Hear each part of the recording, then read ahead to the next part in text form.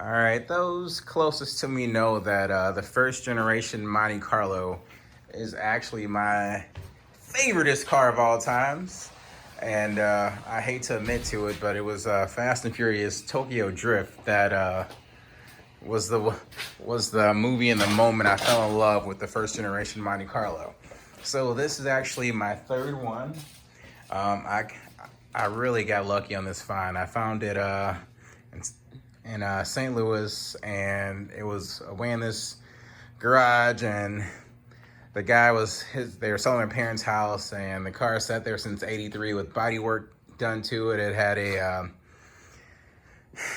rebuilt 327 from a Corvette, I'm sorry, and a 350 turbo transmission, and just your standard. No, it had a 10-inch rear end. So I've had this car for 6-7 years. I don't remember, but a lot has changed. So it is technically a 1972, but I'm going to put the front bumper and grille of a 70 on there because I like that look a lot better. And at the end of the day, it's my car, my money, my decision. So that's what I'm gonna do. But there's been a lot of changes. So it's been over at my buddy Jeff's house. So not many people have seen it, but we ripped out the 327 and then 350 turbo, and now it has a 496 forced internals.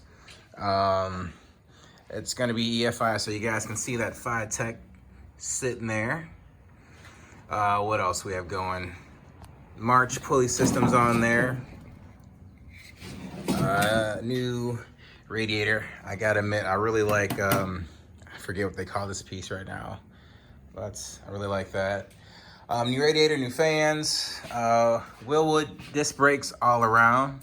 I gotta thank Jeff for that because he's like, you're making all this power, you should be able to stop. So I got Wilwood disc brakes all around. I think if I go to this side over here, we might be able to see them. Oh, bam! There we go. So there we go. Let's see what else we've done to this thing. Upper and lower control arms. That's right. Thank you, Jeff. Front and back. Front and back. Sway bars. Sway bars. The 12 bolt rear end. 12 bolt rear end. Upgraded to disc brakes now. Yeah, upgraded disc brakes.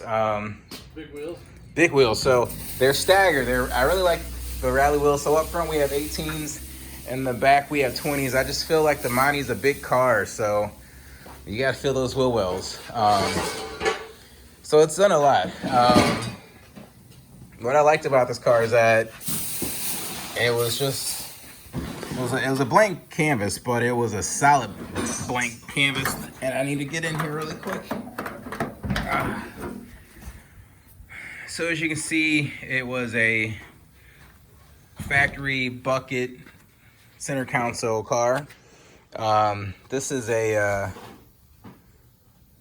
new steering column, right, Jeff? I don't remember. Yeah, new column with tilt. Yeah, new column with tilt. Tilt is great.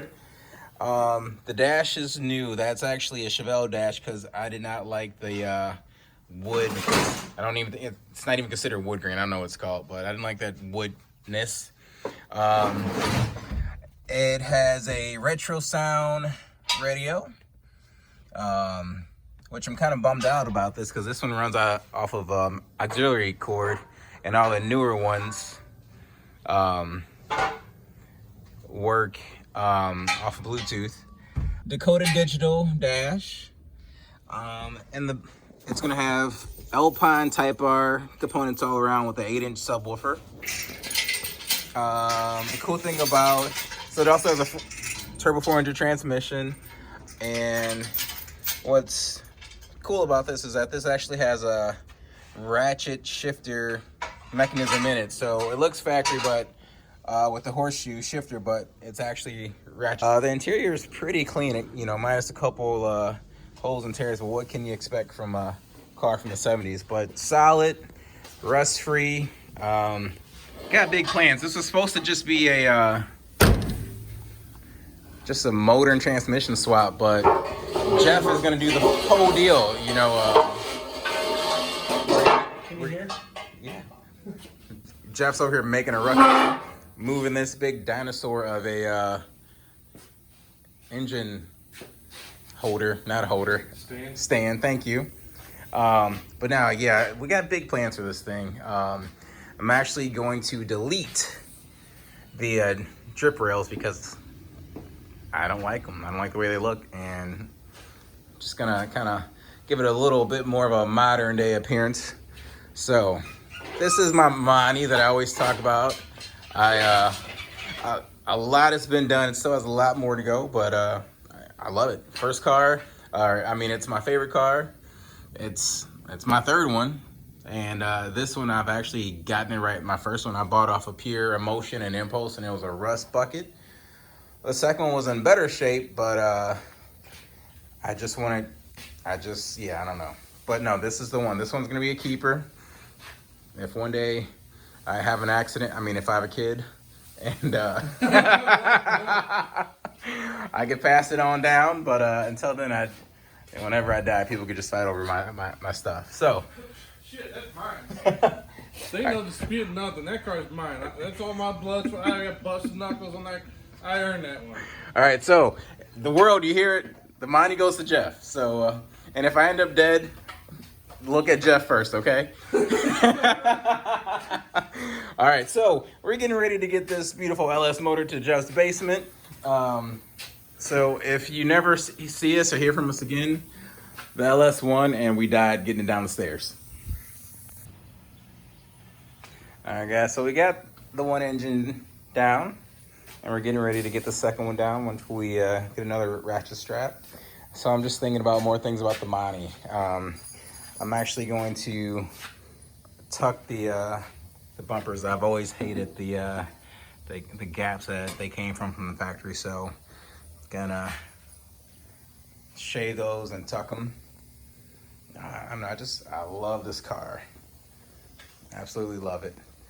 The cool thing is, as I was saying, this guy had this car since the late 70s, and in 83 he got a 327 from a Corvette and rebuilt it, and the 350 turbo, and got body work done on it, and it just kind of sat in his parents' garage as he went off to college and everything, and you know, so he listed it, and I found it, and the car sat for 30 years.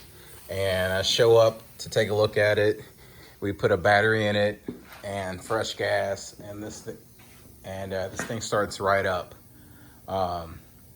Obviously the tires that were on it were dry rotted, so I brought a pair or a set of wheels and tires and slapped those on, and was able to take this thing around the block. So it drove nice. And so I came back a week later and bought it, and actually drove it a half an hour home with no issues. So I'm just excited. Like, a lot of time, a lot of money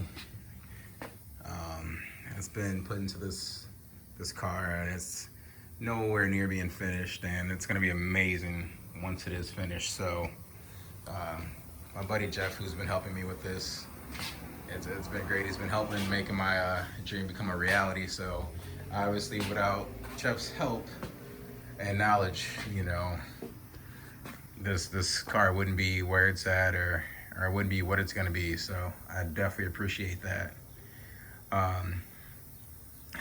No, I'm just excited. I love it. I love it. So you guys stay tuned. This winter we plan on really getting cracking on this build. You know, part of the reason we're, you know, cleaning up Jeff's garage, he has part of a chassis from a Corvette against the wall. That's wall art for you. How many people have half of a Corvette on the wall? He has a 56 Chevy that he's gonna put that under, so it's gonna be pretty awesome when it's all said and done. So you guys stay tuned. It's gonna be a lot of good footage this winter. Jeff and I, we got things going on with the trucks, we got things going on with cars, so you guys just stay tuned. It's gonna be enjoyable, I promise.